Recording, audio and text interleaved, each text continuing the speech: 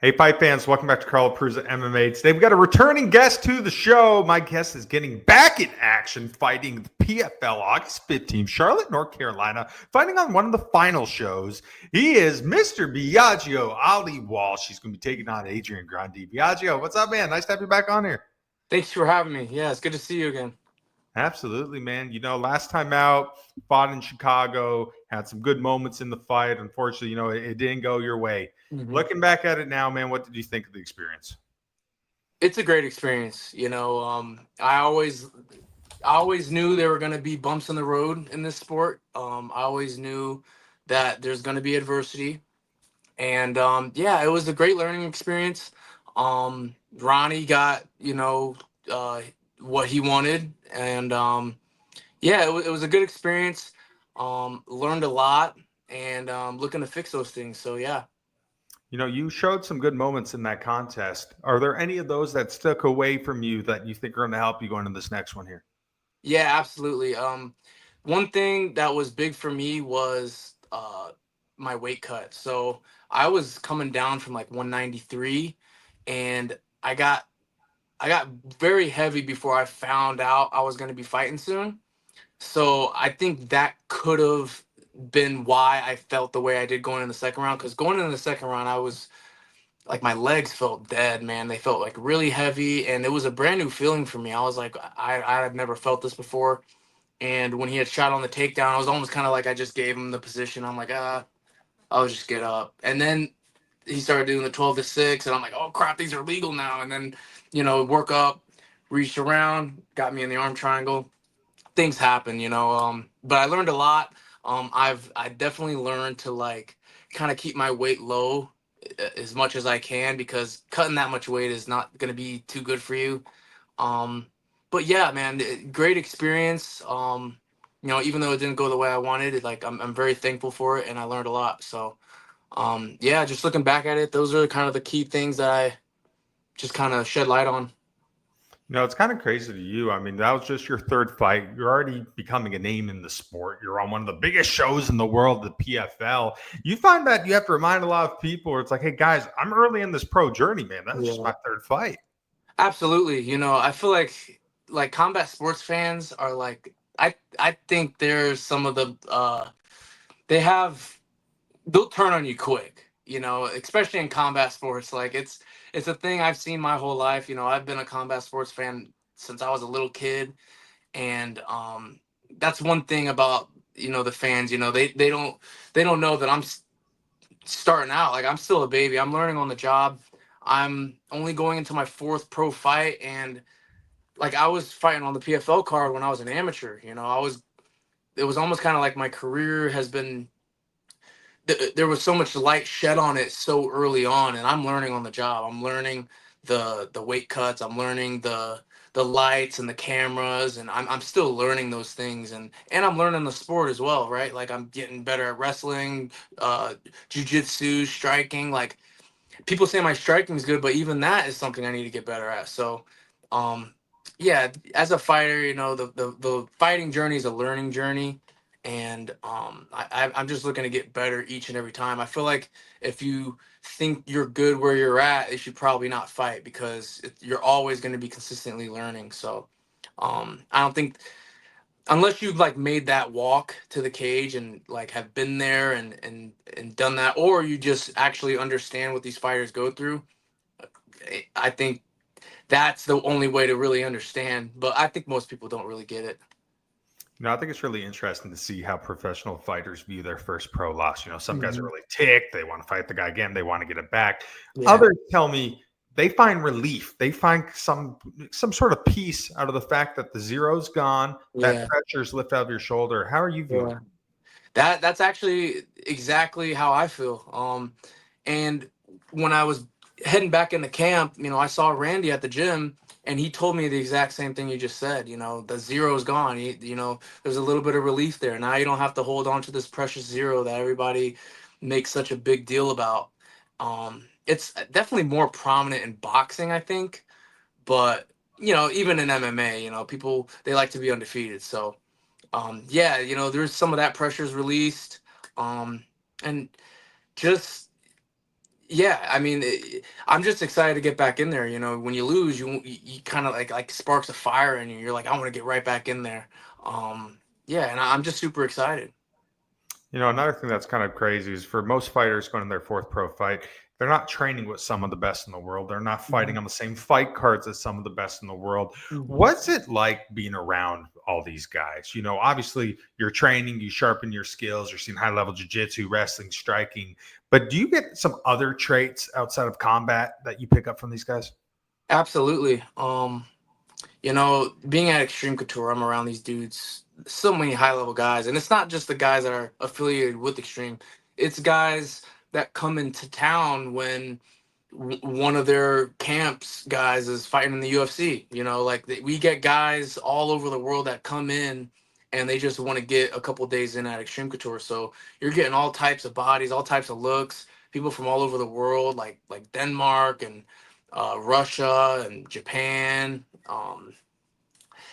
Mexico, like you get so many different looks from so many different guys, and they're some of the coolest, like humble guys I've ever met. And I always take advantage and try to just pick these people's brains because I want to be like them one day. You know, I want to be a great fighter. I want to be a fan favorite. You know, that's what every fighter wants. So um, I'm just one of those guys that's looking for a big dream, and yeah, I always try to take advantage and pick their brains.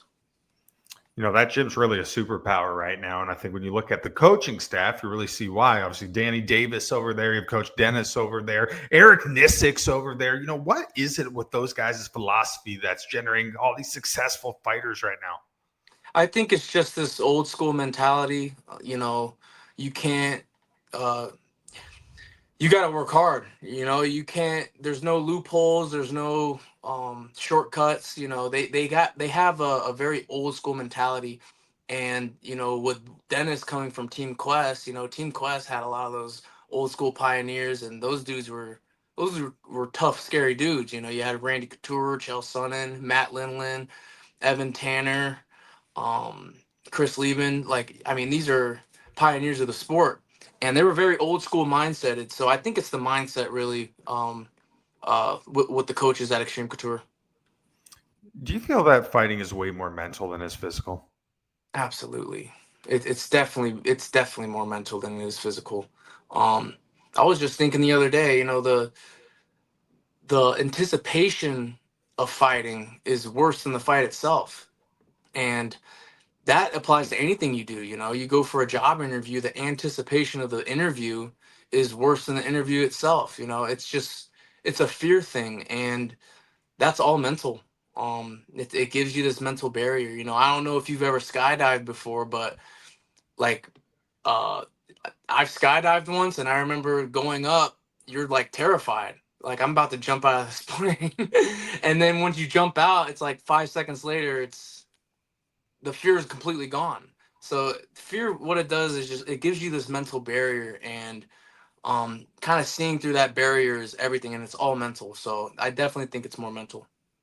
It's interesting being a professional fighter. I mean, you have your highs, you have your lows. You go through bouts with a lot of adversity to overcome. Mhm. Your brother had one of those contests in boxing. He fought through a dislocated shoulder and finished Yeah, the fight. When you looked at that and saw what he did in that contest, do you get any takeaways from it that help benefit you?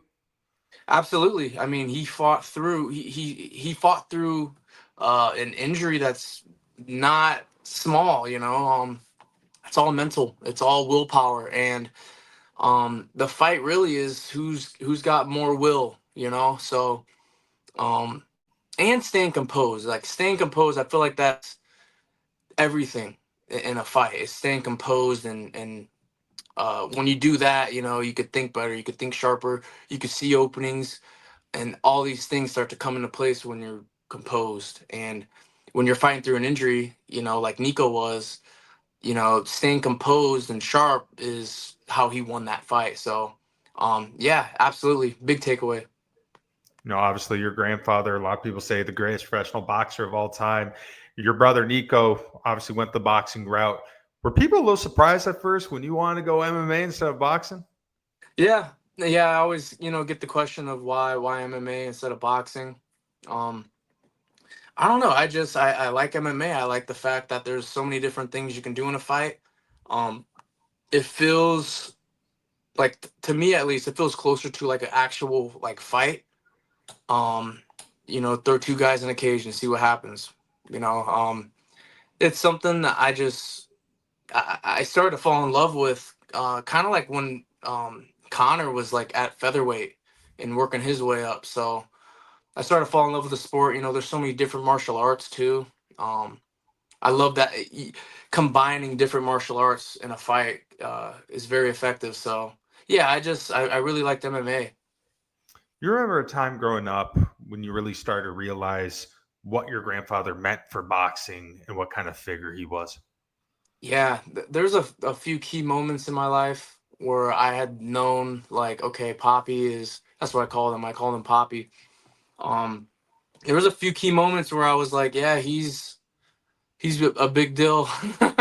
So yeah, there was one time where we went to the movies and like everybody in the concession lines left the concessions to go take pictures with him, and we went to the Orange Bowl. I forgot what year it was, but it was Wake Forest versus Louisville, and they had brought him down to the field for the coin toss, and just hearing the whole stadium chant Ali, Ali. They usually fly jets over the stadium, and the pilots of the jets came into the box that we were in, and they were like gung ho over my grandpa, and me and my brother were gung ho over the pilots. So yeah, it was very interesting. A lot of key moments, but you know what's crazy is after his death is really when I got to see it, the most of his impact. Like there was a procession that we did down the streets of Louisville along the highway and through his old neighborhood and through the city. And there were just thousands and thousands of people outside chanting his name and celebrating his life. And seeing that in person was absolutely awing. And I still got videos today, and I'm like, it was insane. So yeah, those kind of moments. There's kind of moments like that in my life where I'm like, yeah, he's definitely he's a big icon, and it's just a hard thing to wrap your head around because that's just my grandpa. So yeah, it was always a weird feeling. For you, what's the main inspiration you take from his journey? For me, I think the main inspiration was how close he was to his belief and faith and how he treated people. He treated everybody with so much love. He wasn't the kind of celebrity you see nowadays that talk to the paparazzi, slap phones at hands, are rude, think they're bigger than everybody. Do you know who I am? We kind of get that nowadays. It's so egotistical. And he was never like that. He was always taking pictures with people, signing autographs. People would hand them their baby and he would like hold them and kiss them and stuff. And he was just such a loving, righteous man. He used to give homeless people $100 bills, just didn't care. And he just loved helping people. He was a big humanitarian, and for me, I take that over fighting any day because I feel like those are the things that are going to be accounted for when you die. I think your fight record's not really going to matter. Obviously, a lot of people associate you as being the grandson of Muhammad Ali, and with that, I think definitely comes some pros to it. Obviously, your Mhm. name's out there; you get a lot of attention from it. Yeah, But do you also see any pressure in it? absolutely. I feel the pressure every day. Um, you know, I never picked who my parents were. I never picked who my grandpa was. I was just born into this world, and I came in here with a very famous grandfather, and that alone puts pressure on you that you never asked for, and there's pros to it and there's a lot of cons to it. I would say the pros to it are like there's a lot of opportunities, there's a lot of eyes on you. Some people kind of want that, and the cons are the pressure and overthinking, like will I ever live up to my grandpa? Like these people say this, like will I ever live up to that? Like will I ever be good enough? So there's pros and cons to it, but I welcome all the pressure in the world. I think it's just gonna make me better as a person and as a fighter. I don't. Uh, I've gotten to a point now where it's like I don't even care anymore. Like I'm just who I am, and that's my grandpa. That's who he is, and I'm me. Like I try to dumb it down as much as I can because I think it's just true. So yeah, I like to think of it like that. Before mixed martial arts, your love was football. And, there was a Hmm. time before one of your fights in the PFL where both those worlds kind of merged. You got to Hmm. meet Ray Lewis. You got to meet Yeah. Lawrence Taylor right before the fight. What was that like, man? I mean, you're getting ready. You're going into battle. These two legends walking the door. Yeah, yeah, it was awesome, dude. Ray Lewis is a legend, I mean, that was awesome to meet him. And I remember when he came in the back room, I looked at my coach. I'm like, this is why I don't play football. There's no weight classes. I'd be going against him, and I was a running back. So, um, yeah, dude. I mean, being able to meet guys like that, and they're watching me fight, it's like, what? Like, I'm just like, it's just crazy to me. I can't even really find words. So, yeah, I think it's really cool. Marshawn Lynch too. Marshawn is he's a guy I looked up to. I went to Cal because of the things that Marshawn did over there, and yeah, it's really inspiring, and I'm very grateful to be able to meet guys like that. You played football in high school for Bishop Gorman over in Nevada, big powerhouse in the world of professional or high school football. Hmm. Do you find that being used to the audience, being used to the attention, maybe interviews from the local media and everything, the hard training, did that make this transition to mixed martial arts easier? I think it did. I believe everything in life happens for a reason. And I believe that I went to Gorman and did the things I did with the amount of publicity that we had for a reason. And I think it made this kind of journey a little bit easier. A lot of people, if I didn't have that uh, kind of experience of the lights and the ESPN and the cameras constantly following you around, even at school, like they were around during school. And without that, going into the PFL would kind of be a little bit more shocking and a little bit more like pressure heavy. But and it still is, like that's normal. I'm a human. But I think going through that and at Gorman really helped a lot. Speaking of ESPN, you're about to be back on it, taking on Adryan Grundy August 15th in Charlotte. Mhm. Overall, what do you think of him as an opponent here? I think I think he's a great opponent. He said yes right away, and I always respect guys who say yes right away. It's a great opportunity for me and him. We're both I think 2-1, and we're both trying to get our career started. So I'm super excited. He seems like a good guy too. So all respect. I look at this sport as a respect sport, and I always respect my opponent because they signed to fight me. So, and I'm signed to fight them. So I hope that's mutual. But yeah, I think he's a great opponent. Seems like a stand-up guy. He's a pressure-heavy fighter. I like pressure. Yeah, it should be a good one. I'm excited. You think this could turn into one that could potentially be a dogfight and a treat to the fans? Oh yeah, I always hope for that. I always hope for a good fight that the fans are like ooh and ah the whole time. First round knockouts, I feel like you don't learn that much with first round knockouts. I feel like you learn a lot the more time you spend in the cage. And yeah, we'll see. I'm expecting to go 3 rounds with him. One thing that you see in the world of combat sports and guys are starting out their careers, sometimes when you look at the opponents, they might be a losing record. You're finding guys for the most part here with winning records. This guy, 3-1 guy. Do you feel like for your development and your progression, do you feel like you need to fight guys with winning records? Just you need the toughest competition possible to test yourself? Yeah, absolutely. If it's not now, it's gonna be later, right? So it's inevitable that you're gonna fight guys that are good. And if I can do that right now and fight guys, you know, that have similar records to me or a little bit better, then yeah, like I'm all in. I I'm getting better and better, and I'm excited to go out there, show people what I've been working on, and learn myself. So it's like I said, it's a learning journey. It's a marathon. It's not a sprint.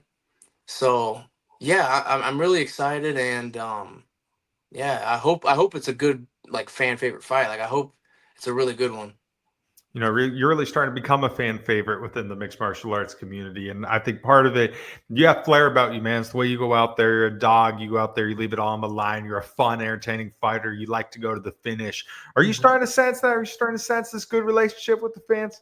Yeah, I think so. You know, that's all I want is I just want the fans to be excited for my fights. Even in Chicago, walking out there, the whole stadium, like the whole stadium booed me, and then during the fight, they're cheering. So it's like that's how quick it is.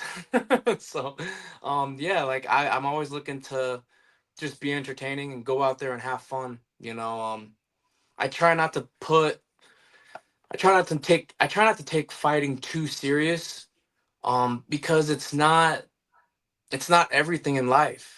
This to me is a job, and it's a way to pay my bills, and I want to be successful. Obviously, I want to win. That's a no brainer. But I try to. I just don't. I try not to take it to the point where the pressure's too overwhelming. If that makes sense. Because of the name and stuff. There's already pressure there, and then you got your whole family and friends watching. So um, yeah, I think that kind of helps me with the pressure a little bit. There's a term that's synonymous to some casual fan, to MMA fans, is to call the casual fan. These are maybe some of the fans. They like to go to B dubs. They like to watch the fight. They like to yell, Mhm. twist them, and you know what? They might have Yeah. some of these takes, some of these crazy messages on social media and everything. Do you have any fun moments with them? A line ever stick out to you? Something you read on the internet? Oh, dude, last fight. I mean, one guy said he prays nothing but the worst for my family. I'm like, damn, bro, you pray for that? To me, the hate comments are like always the funniest because some people are actually like they're funny. Like they can come up with good jokes. Um, yeah, there's good ones online. I'm sure you could find. Someone said, oh my god, he said he said sting like an god, he said sting like an ant, float like a bubble. And I thought that was funny because it's like it's just creative. And um yeah, dude, like there's always, and what's crazy is win or lose, you're gonna get hate comments. You're gonna get people that just don't like you just because you exist. And it's always on a spam account, 0 followers, 0 following. Yeah, they're funny to me. This day and age, obviously, entertainment and personalities become a big part of combat sports. And, Hmm. when you talk to people, a lot of people say, Conor McGregor really revolutionized combat sports and mixed martial arts. I totally agree. But I think some people forget your grandfather was really one of the first ones to implement this style of entertainment, this style of personality to Absolutely. combat sports. Do you agree? Oh, absolutely. And he did it at a time where like it was very racist in this country. Blacks were black people were being very discriminated in this country at that time too, and it was very heavy. Um, and to see him come out with this loud mouth talking trash and just so like just a big aura, it was completely revolutionary, not only to fighters but to Black Americans as well. And yeah, dude, I think he's the one who started. I mean, he's the one who started the whole goat thing. He said, "I'm the greatest of all time. I'm the greatest of all time." He repeated that, and then goat, like the term goat, became a thing because of him. So he started that, like all that trash talking stuff, and backing it up too. He wasn't just talking trash and getting knocked out. He was backing it up. And yeah, he revolutionized all combat, I think. For you, obviously, you're still young in your pro career here, but is it kind of crazy to sit back and see where you're at? 2-1 professional fighter, training one of the best gyms in the world on one of the biggest Mhm. promotions in the world. Is it kind of Mhm. crazy to see, hey, this is pretty cool right now? Oh yeah, it is crazy, especially considering after football I was a complete degenerate. I was, especially living in Las Vegas. It's easy to go out and have fun and try some stupid stuff. And Yeah, dude, I was in like a deep depression at that time. Like it was a couple years where I was just like lost. I didn't know what to do with my life. Like football was gone. There was like so much expected of me in football, and like I'm thinking maybe I should like model because I had a couple opportunities in that field. And yeah, I was just I didn't know what to do with my life. So I was going out, I was trying drugs, I was drinking, I was doing stupid stuff. And to sit back and look at where I am now compared to where I was a couple of years ago is I'm super grateful. I always thank God for it. What do you think your grandfather would say to you if he saw you on this journey? He'd be proud of me. I think he'd be proud of me overcoming adversity. You know, he had overcome a lot of adversity. Um, you know, the whole thing with the government and taking away his belt, um, let alone racist people trying to discriminate him for his skin color. So he had a lot of adversity, he had a lot of things to overcome. And, you know, me just being his grandson is something I've always tried to like overcome with people and try to prove to people like I am who I am. I think he'd just be proud of me. Absolutely, man. You know, mixed martial arts is a crazy life. Obviously, there's highs, there's lows of it. Yeah. But what I think is great about mixed martial arts, it's an art. I mean, you learn discipline, you learn morals. It changes you. It makes you a better person. I think when you Mhm. look at your grandfather, he's had such an amazing career, but the impact that he has had on people. For you, obviously, fine. You want to win belts. You want to get to the marquee matchups. You want to go as good as you can. But Mhm. is there an emphasis on trying to leave a legacy, try to leave an impact where someone can be like, Biagio, who's a great fighter, but this is also what he did to the world? Absolutely. You know, with my grandfather, I feel like he used his platform for boxing as a way to help people. He boxing is what gave him the opportunity to go around and feed the homeless and save hostages in freaking Iraq.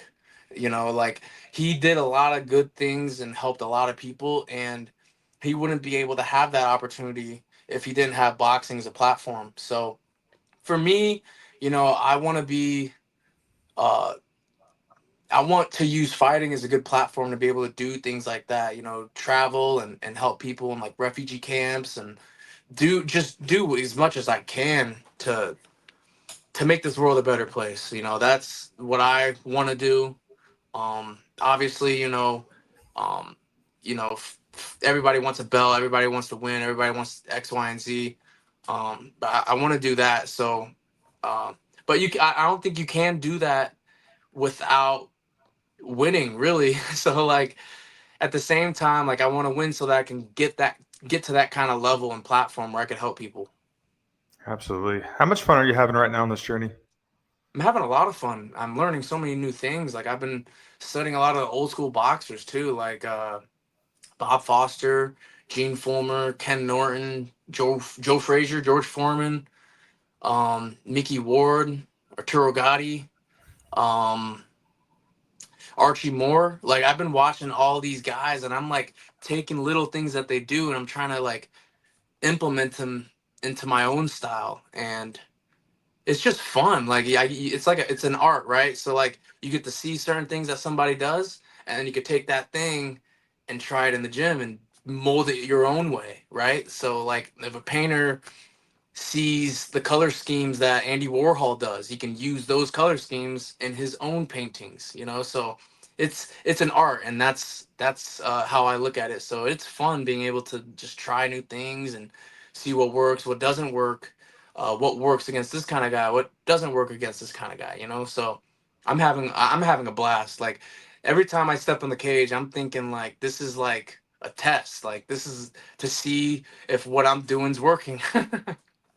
Biagio, last question for you, my friend. In a perfect world, what is the outcome in Charlotte, August 15th, when you make your return to the PFL against Adryan Grundy? I think I think the perfect outcome and where I would learn the most and still be like satisfied, or I'll always be satisfied with the outcome because it's all I truly believe everything's written by God. But in a perfect world, we go 3 rounds in a war, a fan favorite war, and I end up winning. Absolutely. Any chance we see Flavor Flav at this one?